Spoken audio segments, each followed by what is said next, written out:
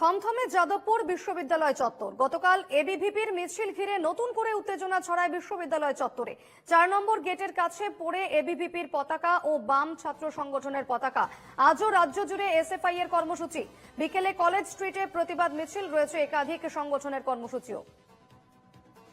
বিস্তারিত জানবো, আমাদের সঙ্গে এই মুহূর্তে রয়েছেন প্রতিনিধি দেবিকা মজুমদার। দেবিকা, যাদবপুর বিশ্ববিদ্যালয় চত্বর, গতকাল যে ছবি আমরা দেখেছি এবিভিপির মিছিল ঘিরে রীতিমতো উত্তেজনা ছড়িয়েছিল বিশ্ববিদ্যালয় চত্বরে। আজকে সকালে কি ছবি দেখতে পাচ্ছ সেখানে? দেখো, আজ সকাল থেকে রীতিমতো থমথমে পরিবেশ। কারণ আজকে আমি তোমায় জানিয়ে রাখি, যাদবপুর বিশ্ববিদ্যালয়ের ভেতরে ছাত্রদের কোনো ঘোষিত কর্মসূচি নেই, তবে ওয়েব পেপার মিছিল রয়েছে বিকেলে। এবং যেটা আমরা জানতে পারছি যে যাদবপুর এইচডি বাস স্ট্যান্ড থেকে শুরু করে বিকেল 5টায় ওই মিছিল যাবে যাদবপুর থানা পর্যন্ত।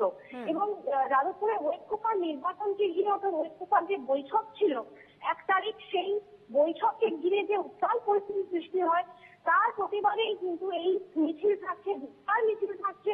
তবে তার আগে আজ সকালবেলা যাদবপুর বিশ্ববিদ্যালয় চত্বরে একেবারে থমথমে পরিস্থিতি দেখা যাচ্ছে।